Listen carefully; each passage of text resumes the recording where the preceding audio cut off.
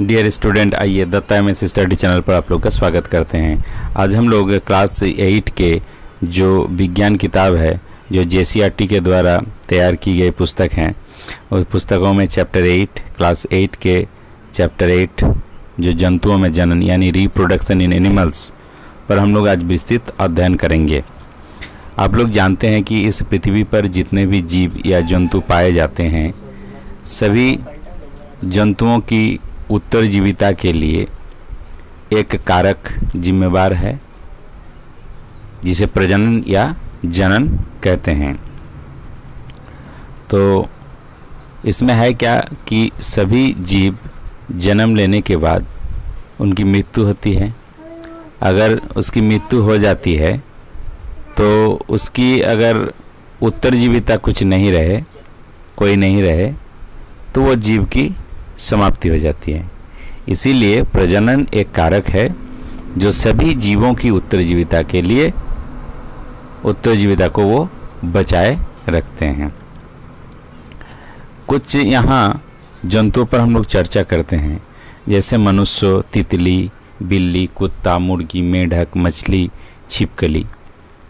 यानी इस पृथ्वी पर पाए जाने वाले जितने भी जंतु हैं, अगर हम अपने आसपास के कुछ जंतुओं के बारे में चर्चा करें तो हम लोग बता सकते हैं कि ये जंतुएं अपने उत्तरजीविता के लिए क्या वो अंडा देते हैं या सीधे बच्चों को जन्म देते हैं। तो हम लोग जानते हैं कि मनुष्य क्या करते हैं, सीधे बच्चों को जन्म देते हैं। मुर्गी क्या करती है, वो अंडा देती है, अंडा के बाद चूजा निकलता है। कुत्ता सीधे बच्चे जन्म देता है। मेढक अंडा देती है, मछली अंडे देती है।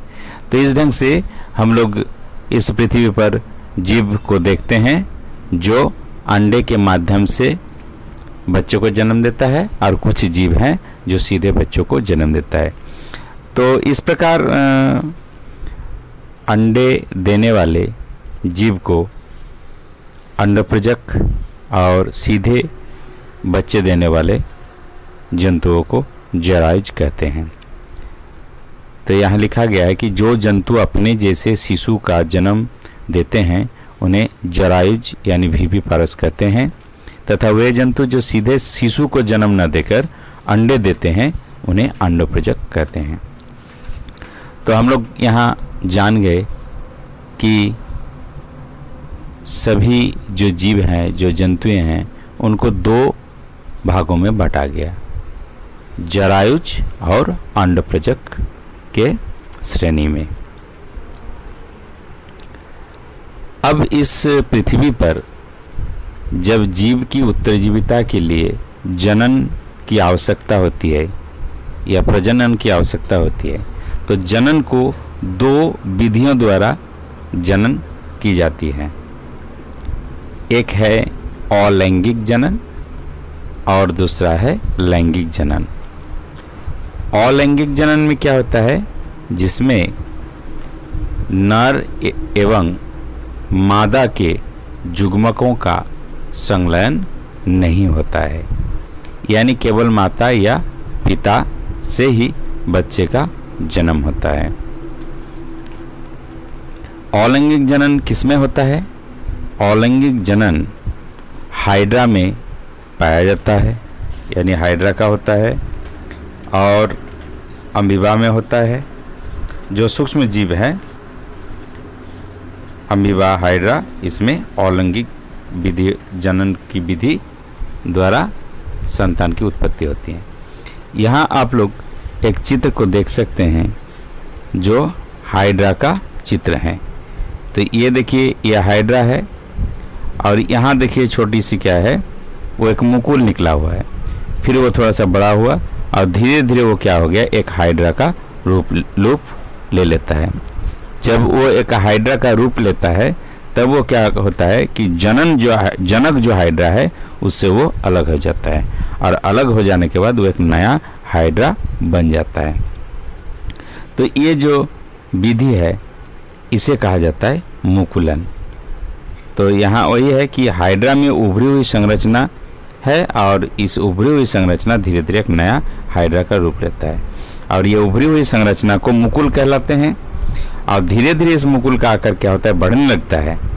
और ये जब बढ़ने लगता है तो मुकुल क्या करते हैं कि मुक्त सिरे पर कुछ प्रवर्धनी जैसी संरचना निकल जाती है।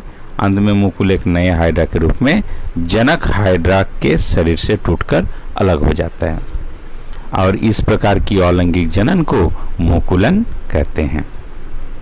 तो मुकुलन एक विधि हो गया जो अलैंगिक जनन में होता है। अब दूसरा हम लोग बात करेंगे कि अमीबा की संरचना के बारे में। तो आप लोग जानते हैं कि अमीबा के बारे में आप लोग पिछले क्लास में अध्ययन कर चुके हैं कि अमीबा एक कोशिकीय जीव है। यहाँ को इस कोशिका के अंदर में केंद्रक पाया जाता है और धीरे धीरे ये केंद्रक क्या हो जाता है, दो भाग में बढ़ता है और जब ये दो भाग में बढ़ जाता है, विभाजन हो जाता है। विभाजन के बाद क्या होता है, एक नए अमीबा और एक नए अमीबा के रूप में यह अलग हो जाता है। हम लोग अमीबा का जो जनन होता है जिसे द्विखंडन कहा जाता है, यानी दो भागों में बढ़ जाना। तो इसमें लिखा गया कि प्रत्येक भाग में जब दो भाग में बढ़ जाता है तो प्रत्येक भाग में क्या होता है, केंद्रक होता है और परिणाम स्वरूप क्या होता है कि एक जनक से दो अमीबा बनते हैं। इस प्रकार का अलैंगिक जनन जिसमें एक जीव विभाजित होकर दो संतति उत्पन्न करता है द्विखंडन कहलाता है। हम लोग यहाँ जान गए कि अलैंगिक जनन में दो विधि हैं, एक है मुकुलन विधि और एक है द्विखंडन विधि। मुकुलन किसमें होता है, हाइड्रा में पाया जाता है मुकुलन विधि, और यानी हाइड्रा मुकुलन विधि के माध्यम से नए हाइड्रा को उत्पन्न करता है और अमीबा द्विखंडन विधि के माध्यम से नए संतति उत्पन्न करता है। ये हो गया अलैंगिक जनन।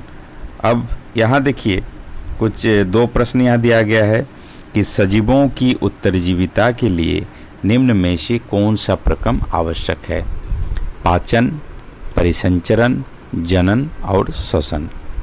तो हम लोग जानते हैं कि पाचन, परिसंचरण, श्वसन ये किस लिए आवश्यक है, ये हमारे शरीर की वृद्धि के लिए आवश्यक है, लेकिन जनन जो है वो सजीवों की उत्तरजीविता के लिए आवश्यक है।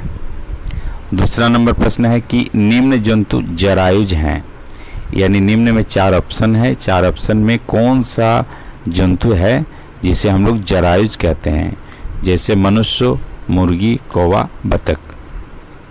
इस ऑप्शन को देख के हम लोग कह सकते हैं कि मनुष्य सीधे बच्चों को जन्म देता है, मुर्गी अंडा के माध्यम से होता है, कौवा अंडा के माध्यम से होता है, बतख भी अंडा के माध्यम से होता है।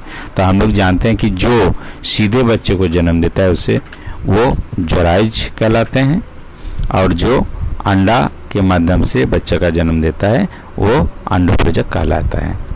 तो हम लोग यहाँ ये दोनों क्वेश्चन का ऑप्शन हम लोग इसका जवाब दे दिए।